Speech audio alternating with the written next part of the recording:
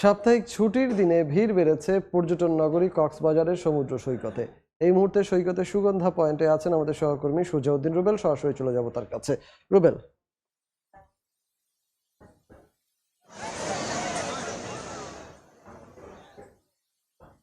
রয়েছে সেই নোনাজলে এখন অনেকটাই সাগর, অনেকটাই শীতল। সেই শীতল সাগরে বেশ আনন্দে মেতে রয়েছে ভ্রমণ তারা। আমরা যে নোনা জল রয়েছে সে জলে এখন অনেকটাই সাগর, অনেকটাই শীতল। সেই শীতল সাগরে বেশ আনন্দে মেতে রয়েছে ভ্রমণ পিপাসুরা। তারা আমরা লক্ষ্য করছি সাগরে যে নীল জলরাশি রয়েছে সেই নীল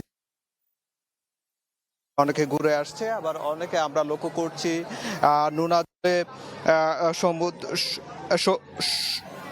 সমুদ্র স্নানে ব্যস্ত হয়ে পড়েছে এবং পাশাপাশি আমরা লক্ষ্য করছি ছবি তুলছে। এই প্রতিটা মুহূর্তই কিন্তু আনন্দঘন মুহূর্তে কাটছে, যেহেতু এখন পর্যটন মৌসুম, একদিকে শীত শুরু হয়েছে।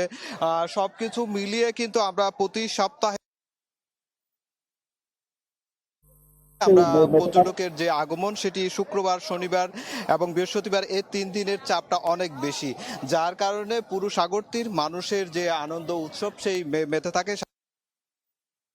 তারাও বেশ আনন্দিত। তারা বলছে যেহেতু হাজার হাজার পর্যটক আসছে, সেই ক্ষেত্রে তাদের ব্যবসা যারা বীজ বাইক চালক রয়েছে কিন্তু যতই সময় পার হচ্ছে, পর্যটক মৌসুম শুরু হয়েছে, সেক্ষেত্রে ব্যবসা বাণিজ্যটা অনেক ভালো হচ্ছে এবং ভালো ব্যবসা হচ্ছে এভাবে। সম্ভাবনা রয়েছে। সেক্ষেত্রে মানুষের মাঝে আরো বেশি যে ভ্রমণ পিপাসু মানুষগুলো আবারও বেশি কক্সবাজারে ভিড় করতে সেই প্রত্যাশা করছে ব্যবসায়ীরা। তবে সেক্ষেত্রে যারা আছে তাদের নিরাপত্তায় সার্বক্ষণিক দায়িত্ব পালন করছে পুলিশ, লাইফগার্ড এবং জেলা প্রশাসনের একজন নির্বাহী করছে।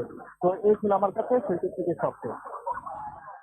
কক্সবাজারের সমুদ্র সৈকত থেকে আমাদের সঙ্গে যুক্ত হয়েছিলেন সহকর্মী সুজাউদ্দিন রুবেল।